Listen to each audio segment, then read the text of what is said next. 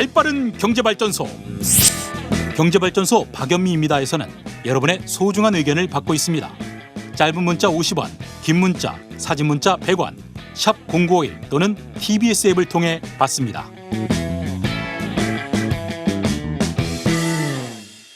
네, 6067님, 제가 오늘 힘이 없어 보여요? 오늘 힘 되게 많은데 이게 왜 그런가 생각해보니까 제가 어제 운동을 처음 시작했거든요. 어제부터 1일이에요. 그래서 운동을 하루 했더니 금세 이렇게 기운이 빠지는데 남들은 운동하면 힘이 난다고 하는데 왜 그럴까요? 안 하던 일 하면 안 되는 걸까요? 7902님, 박 소장님은 소장집이 급여가 높은가요? 여러저러 방송에서 잘 안 보이네요. 아, 이게 이유가 있어요. 제가 재작년까지 일주일에 방송 한 40개씩 했거든요. 하루에 막 12개 할 때도 있었는데 애가 어려서 오래 살아야겠다는 생각에 방송을 많이 줄였습니다. 그리고 진행하면은 서로 우리 진행자가 다른데 많이 안 나왔으면 좋겠다 이런 마음이 조금 있는 것 같기도 하고 아닌 것 같기도 하고 그 사이에 손님 오셨습니다. 지난해에 엑셀을 막 밟으면서 나가던 우리 투자 시장에 점차 정체 구간이 늘어나고요. 최근 들어서는 급브레이크 구간도 생기는 것 같은데 이런 시장을 읽어주는 분입니다. 신간 돈의 역사는 되풀이된다의 저자이자 국내 최고의 이코노미스트 홍춘욱 EAR 리서치 대표 오셨습니다. 안녕하세요. 네, 안녕하세요. 오랜만입니다. 네, 오랜만입니다. 우리 대표님 두 아드님이 꼬마였을 때부터 봤는데 진짜 오랜만에 봬요. EAR 리서치 할 때마다 저는 듣는다는 뜻인가? 이어 리서치인가? 이런 생각 들거든요. 예, 그 귀에 쏙쏙 박히라고 일부러 영어를 찾아서 조합을 했습니다. 그래요. 그래서 귀에 쏙쏙 박히는 조언을 좀 듣고 싶은데 제가 이코노미스트이십니다 이렇게 소개를 해드렸잖아요. 이게 책 제목인 건 알겠거든요. 그 유명한 주간지 있잖아요. 근데 이코노미스트란 직업이 정확히 뭐 하는 직업입니까? 예, 경제에서 제일 중요한 게 변수라고 할까요? 이제 요소가 세 가지가 있는데 성장, 물가, 환율이잖아요. 이게 우리가 세상을 살아가는 데 있어서 가장 좀 중요한 변수들인데 이걸 전망하고 예측하고 분석하는 걸 업으로 하는 사람이 이코노미스트입니다. 그래서 경제 분석가라고도 하는데 약간 또 경제 분석가 그러면 뉘앙스가 좀 다르죠. 네. 또 애널리스트가 있어서 그냥 제가 저 나름의 방식으로 이해를 해보자면 시장을 진맥하고 향후 시장의 건강 상태를 전망해 주시는 분이다 해서 저희가 진맥을 좀 부탁드리려고 오늘 모셨는데요. 일단 진맥 전에 우리 홍춘욱 박사님이 외람된 질문이지만 얼마나 용하신지 먼저 알려드려야겠어요. 지난해 장이 좋았단 말이죠. 홍 박사님의 투자 성적은 괜찮으셨어요? 굉장히 좋다가 나빠졌죠. 굉장히 좋다. 굉장히가 몇 %인지 세 자리에서 두 자리로 줄었다 이러면 좀 속상할 것 같기도 하고. 그런 건 아니고요. 세 자리까지는 못 갔고요. 네. 저는 이제 2019년에 증권사 그만두고 이제 어떻게 보면 이 사업을 시작했잖아요. 또는 프리랜서의 길을 걷기 시작했는데 그때 한 해 목표 수익률이 5% 정도를 갖고 5%요? 네, 그러니까 연 한 5% 정도만 안정적으로 수익을 낼 수 있다면 국민연금 받게 될 때까지 문제 없겠구나. 우리가 이제 연금 크레바스라고 불리잖아요. 회사 퇴직한 다음에 국민연금 받을 때까지 시간이 그게 제일 힘든데 제가 한 5% 정도 수익을 목표로 하고 이제 회사를 그만두고 나왔는데 작년은 다행히 그 목표를 초과 달성을 했으니까 잘했는데 연말쯤에 이제 제가 왜 좀 잘하다가 잘 안 됐다 그러냐면 너무 주식을 너무 빨리 팔았다. 더 갈 수 있었는데. 네, 맞습니다. 그러니까 너무 만족을 빨리 했죠. 그런데 지금 5%라고 말씀을 하셨는데 사실은 투자하시는 분들이 지난해에 두 자릿수 수익률 많게는 그 이상을 보신 분들이 많아서 5% 너무 소박한 거 아니에요, 박사님? 이럴 수도 있는데요. 지금 이 시점에 부동산, 주식, 달러, 금 어느 쪽도 확고히 이건 돈이 된다 이렇게 보기가 어렵단 말이죠. 맞습니다. 이 시점에 우리가 투자를 뒤늦게라도 시작한다라면 어디에 들어가야 후회가 없을까요? 시간을 얼마나 두느냐에 달려 있긴 한데 저는 이코노미스트지만 솔직히 단기 전망은 정말 자신 없고요. 그건 맨날 틀립니다. 네. 무슨 수로 알겠어요, 그죠? 근데 한 1년 뒤를 놓고 보면 저는 좀 달러가 마음이 편하지 않을까. 달러. 예, 그 왜 그러냐면 일단 작년 올해 사이에 우리나라 원화 자산이 너무 좋아요. 일단 주식 부동산이 뭐 뜨겁게 달아올라서 네. 정부가 부동산 관련돼서 각종 규제를 끊임없이 내놓을 정도로 좋고 또 주식 같은 경우에는 뭐 그 IPO라고 하잖아요. 신규 상장 공모되는 기업들이 대박 행진을 이어갈 정도로 시장이 뜨거운데 한 1년 정도를 놓고 본다면 이렇게 좋았던 시장이 앞으로 계속 될 것인가? 이렇게 물어보면 불확실한 요인들이 몇 가지가 보이잖아요. 먼저 미국의 금리 인상도 네. 가능성이 높고 두 번째는 어제 간밤에 보니까 유가가 배럴당 73달러 정도까지 갔더라고요. 그래서 제가 올해 전망을 연초에 할 때 올해 국제 유가는 한 60달러 전후가 되지 않겠냐 이렇게 전망을 했는데 이미 틀렸거든요. 그러니까 저는 60달러도 굉장히 많이 오르는 거라고 생각했는데 그걸 그쵸. 넘은 거잖아요. 60달러면은 코로나19 이전 상황이잖아요. 그렇죠. 네. 그러니까 작년 이맘때 뭐 국제 유가가 마이너스 갔다가 간신히 10달러, 20달러 하던 게 이맘때인데 지금 70불이니까 인플레가 안 날 수가 없는 없죠. 상황이네요. 그러니까 네. 이렇게 인플레가 좀 가능성이 높아지고 금리 인상이 부각될 때는 아무래도 제일 값싼 자산에 좀 눈이 가더라고요. 그래서 얼마 전까지만 해도 달러에 대한 우리나라 원화 환율이 한 1,300원 갔었던 게 엊그제 같은데 지금 1,100원대니까 네. 상당히 달러가 약하잖아요. 그럴 때 또 달러 자산 조금 투자를 분산해두면 좋을 것 같다 생각합니다. 아, 미국은 좋을 것 같아요. 상품과 서비스도 팔고 돈도 팔잖아요. 맞습니다. 기축통화라고. 기축통화라는 게 참 무적함대 같은 그런 생각도 드는데 그래서 이번에 신간 돈의 역사는 되풀이된다를 보면 투자에서 승률이 되게 높은 전략 중에 하나로 환율 스위칭 이런 전략을 제안을 하셨어요. 네, 환율은 알겠고 스위칭이라는 게 바꾼다는 거예요. 그렇죠. 갈아타기. 이렇게 환전 전략인데요. 그냥 편하게 2008년부터 올해 2021년까지 이제 만 13년 동안 한 해에 달러에 대한 원화 환율이 200원 이상 오른 해가 5번 있었어요.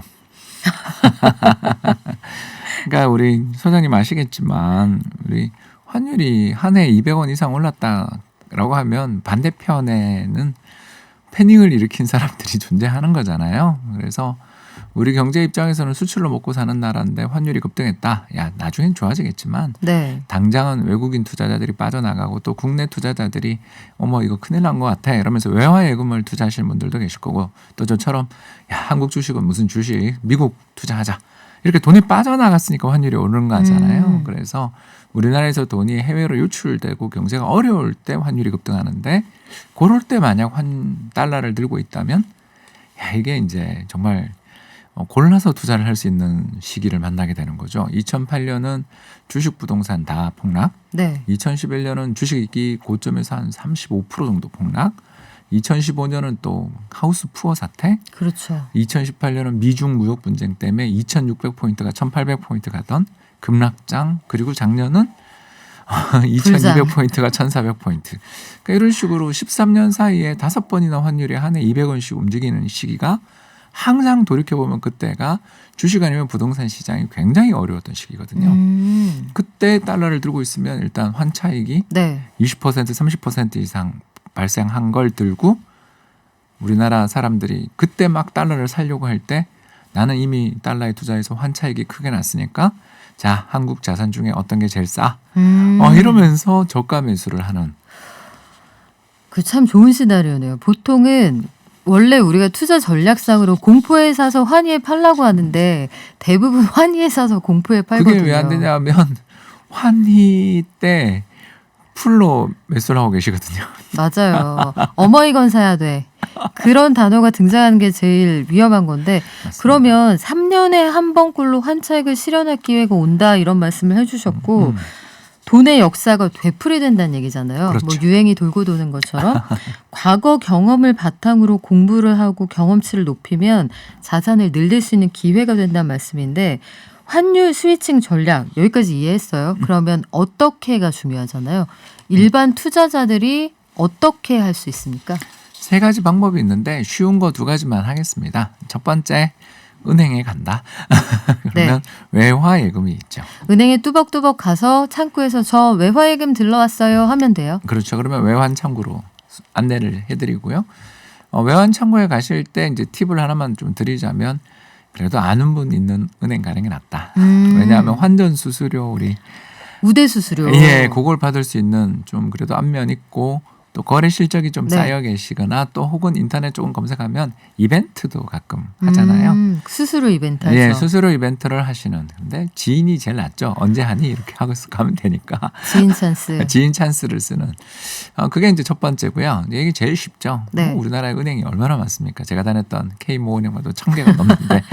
현재 두 번째 방법은 그보다는 조금 어렵지만 그래도 무섭지 않은 방법이 은행 창구를 가셔서 증권사 계좌를 열면 되는 거죠. 요새는 증권사 계좌 다 은행에서 열 수 있잖아요. 네. 그래서 증권사 계좌를 연 다음에 검색을 하시는 거예요. 이제 계좌 HTS 증권 매매 시스템을 가동한 다음에 물론 증권사 창구 가도 됩니다. 네. 아무튼 간에 가셔서 뭘 검색하면 되냐면 달러 선물이라는 걸 검색하시면 됩니다. 달러 선물. 네, 그게 뭐 이름에 선물이 붙어 있어서 겁나지만 사실 그냥 별 차이 없는 겁니다. 작년에 했던 우리 원유 선물이랑 너무 다르고요. 그거는 정말 무서웠지만 네. 이 달러 선물은 거래량도 너무너무 많고 또 비용이 적은 아주 좋은 달러 상품이에요. 그래서 달러 선물이라고 검색하면 여러 회사에서 출시된 게 나오는데 저는 그중에 레버리지는 안 했으면 좋겠다. 그러니까 이제 빚내서 투자하는 게 레버리지니까 네. 저는 지금 좀 한 2, 3년 묵혀둘 돈을 아까 이야기했잖아요. 1년 이상을 이야기하는 자금인데 네. 레버리지 했다가 자칫해서 우리가 좀 예상하지 못한 우리가 윷놀이 할 때 백도 그런 이야기 하잖아요. 그렇죠. 윷놀이하고 부루마블에서 뒤로 색한 이런 게 제일 무섭거든요. 무섭죠. 그러면 네. 뭐 큰일 나는 수가 있잖아요. 네. 그렇기 때문에 저는 레버리지는 안 했으면 좋겠고 그냥 달러 선물 ETF라고 상장지수 펀드를 매입하시면 똑같아요. 외화예금 가입한 거나 거의 큰 차이 없을 정도로 괜찮은 환율로 또 더 나가서 환율이 오르는 거에 따라 가격이 변합니다. 근데 제가 이제 1번 순위로 외화예금을 추천한 이유는 네. 자주 매매 안 하게 되거든요. 증권사 그 계좌는 항상 내 손 안에 들어와 있으니까 수시로 들여다보고 매매를 할 가능성이 큰데 레이싱을 한다 그러잖아요, 우리가. 아무래도 외화예금은 조금 더 그냥 묵은지로 놔둘 가능성이 크다. 그리고 또 달러로 몇 달러 이렇게 예금이 되니까 기분이 좋아지죠. 그래요. 그 통장에 찍히는 나 달러예금 든 사람이야. 그래요. 일단 외화예금 통장부터 개설하라는 말씀을 해주셨는데 그거 말고도 그 미국 국채 얘기를 경제뉴스에 관심 있는 분들은 한 번쯤은 다 들어보셨을 거거든요. 네. 근데 이 국채라는 게 말이 좀 어렵기도 하고요. 미국 국채라는 걸 어디 가서 어떻게 살 수 있는지 미국에 갈 수는 없잖아요. 요거는 맞습니다. 투자 어떻게 하면 됩니까? 이제 두 번째 증권사 계좌를 열었다까지만 따라오시면 아주 쉽습니다. 네. 이제 지금 방금까지 이야기한 건 외화예금형 투자. 그러니까 저는 뭐 그냥 이자만 조금 뭐 제로 이자지만 아무튼 네. 조금이라도 넣으면 돼요. 중요한 건 환차익이에요. 이렇게 생각하시는 분들이 한 게 외화예금 투자였다면 이제 미국 국채라는 게 작년에 위력을 우리가 본 적이 있었던 게 시장 금리가 제로 금리까지 떨어지게 되니까 이전에 2% 이자를 주던 채권이나 3% 이자를 주는 채권의 인기가 하늘을 찔렀을 거 아닙니까? 네. 왜냐하면 새로 발행되는 채권은 제로 금리인데 3% 주는 채권이 있다면 사람들은 뭐 그걸 너무너무 좋아하니까 채권 가격이 상승해요. 결국 무슨 일이 벌어지냐면 우리 경제가 어렵고 환율이 급등하는 시기에 미국 국채를 사놓으면 환차익 플러스 채권 투자의 차익을 얻을 수 있어서 이거 굉장히 매력 있고 특히 장기 수익률을 잠깐 살펴보면 네. 1981년에 미국 국채에다가 우리가 투자를 했다 그러면 지금 현재 25배 정도 성과가 났고요. 80년이요? 네. 그리고 주식은 얼마냐? 우리 주식은 아시는 것처럼 한 16배, 7배. 물론 이제 올해 수익률은 한국 주가가 좀 좋으니까 더 회복했겠지만 일단 미국 국채라는 게 이렇게 매력적인 상품이에요. 그래서 이 미국 국채에 투자하는 방법이 두 가지가 있는데 하나는 주식 계좌를 연다. 그리고 미국 국채 선물이라는 걸 산다. 아까는 달러 선물이었고 이번은 미국 국채 선물. 역시 채권은 선물로 투자를 하는 게 편하고 비용도 얼마 안 든다. 네. 아주 좋은 상품이 우리나라 시장에 여러 운용사에서 나와 있다. 마음에 드는 대로 가시라.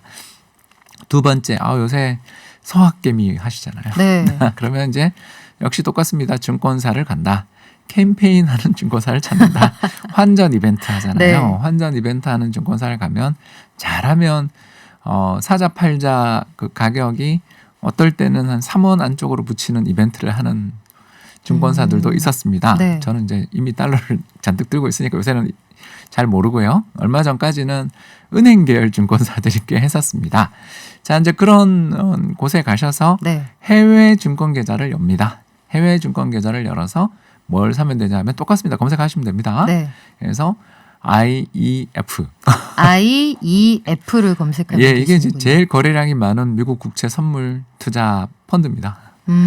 똑같습니다. 우리나라에서 달러 국채 선물 이렇게 검색하듯이 미국에서는 IEF 같은 그런 상품들을 검색을 하시면 되겠고요. 이 상품의 특징이 뭐냐 하면 만기가 한 7년에서 10년 정도 되는 미국 국채를 그냥 타이밍 이런 거 없이 발행되는 물량대로 꾸준히 일할 계산해서 사주는 아주 비용도 저렴하고 뭐 수십조에 달하는 어마어마한 시가총액을 자랑해서 언제 어느 때 사고 팔 수 있는 상품입니다. 그래서 뭐 이런 상품들 말고도 네. 되게 많지만 저는 이건 기본이고요. 근데 제가 이 오늘 들으시고 계시는 청취자분들한테 한번 말씀드리고 싶은 건 한번 해보면 아무것도 아니다. 그래서 쉬운 것부터 은행 가셔서 외화예금부터 두 번째는 증권 계좌부터 그럼 조금씩 한 발 한 발 나가시면 네. 이 투자의 기회라는 건 언제 올지 모르지만 준비하신 분들한테는 결국은 이게 다음번도 치면 그 없냐 하면 아니에요. 이게 저 수도권 지하철 같아서 자주 옵니다. 2호선이군요. 네. 2호선처럼 2분마다 한 대는 아닌 것 같지만 그래도 2년 만에 한 대는 오는 것 같아요. 그래요. 순환선이라고 하니까 다행스럽기는 한데 오늘 두 개야지 배웠단 말이에요. 달러하고 국채를 추천해 주셨는데 물론 이게 다 돈 벌면 좋지만 손해를 보실 수도 있다는 점은 감안을 하셔야 되고요. 맞습니다. 요게 연령 따라서 여기에 들어가시길 권하는 연령층이 있고 이거는 안 맞습니다 하는 연령층도 있다면서요. 아무래도 좀 젊을수록 이 전략이 더 좋은 것 같아요. 섭섭해요. 예, 그러니까 저도 섭섭해요. 50대들은 이제 이 전략을 풀로 하려니까 네. 조금 이제 겁이 좀 나는 게 예를 들어서 환율이 급등했어요. 제가 뭐 10만 불, 희망 회로를 돌립니다. 네. 10만 불 투자했다가 예를 들어서 제가 한 뭐 1억 정도를 가지고요. 10만 불 했는데 환율이 그런 날은 잘 안 와야 되지만 아무튼 또 작년처럼 1,300원 갔다. 환차익만 3천만 원이 생긴 거잖아요. 와. 그러면 이걸 아까 네. 이야기했던 전략대로라면 순차적으로 해지를 해서 네. 뭐 예를 들어서 한 4천만 원씩 해서 3달에 걸쳐서 해지를 해서 그걸 가장 저평가된 자산, 작년 주식이잖아요. 산다. 좋죠. 근데 50대 입장에선 이거는 나 노후 자금인데 이거는 손해 보면 큰일 나는 큰일 돈이죠. 나는데 아무리 네. 싼 건 알지만 이거 다 사야 되나? 공격적 투자를 할 수 있는 나이가 사실 정해져 있군요. 그렇죠. 그래서 저는 이제 50이 넘었잖아요. 그러니까 어떻게 하냐면 투자를 4개로 나눠요. 그래서 달러에 투자를 할 때는 미국 국채만 하는 게 아니라 주식도 조금 또 한국 주식에 투자를 할 거면 채권도 조금 이런 식으로 네. 투자 4분을 하는 거죠. 즉 아까 이야기했던 것처럼 1억 원이 있다면 2,500만 원씩 계좌를 4개를 트는 거죠. 지금 하시는 그게 바로 계란을 한 바구니에 담지 마라. 라는. 이른바 해칭이라고 하는 거죠. 그리고 이제 두 번째 작년처럼 환율이 올랐잖아요. 그런데 제가 5대5 그죠? 한국 원화에 5천만 원, 미국 주식 채권에 5천만 원 투자했는데 작년은 한국은 안타깝게도 손실이 나서 4천만 원, 미국은 환율이 급등해서 6천만 원 됐을 네. 거 아니에요. 물론 손실은 안 나죠. 네. 그러나 전체 자산을 보면 균형이 깨지잖아요. 그렇죠. 그럴 때 이제 아까 이야기한 것처럼 약간 그걸 활용해서 미국 해외 투자에서 벌었던 환차익 1,000만 원을 환차익분만 1,000만 원을 가져와서 가장 많이 손실이 난 한국의 주식이나 채권을 저가 매입하는. 이걸 저희들은 이제 리밸런싱이라고 하는데 네. 균형 맞추기. 균형을 잡는다. 그래서 우리가 되게 좋아하는 게 균형인데 국내 주식에 투자하는 동학개미들 참 작년에는 신난다 했던 분들 많으신데 올해 들어서는 이거 왜 이래요? 이런 분들 굉장히 많으시거든요. 그럼 동학개미들에게 올해 장에 혹은 올해 투자에 대처하는 방법 마지막으로 한마디 부탁드릴게요. 예, 인플레 관련주가 제일 좀 유망하다. 인플레 관련주라고 하면 경기가 좋아지면 장사가 잘 되는 업종이요? 그렇습니다. 그래서 대표적인 게 금융이고요. 왜 그러냐면 이자율이 금리가 올라가면 예대 마진이 올라가겠죠? 그리고 또 연체도 줄어요. 네. 왜냐하면 자산 가격들이 인플레에 연동되는 경우가 많으니까. 그래서 뭐 증권, 은행, 보험도 저는 매력이 있어 보이고요. 또 하나가 건설.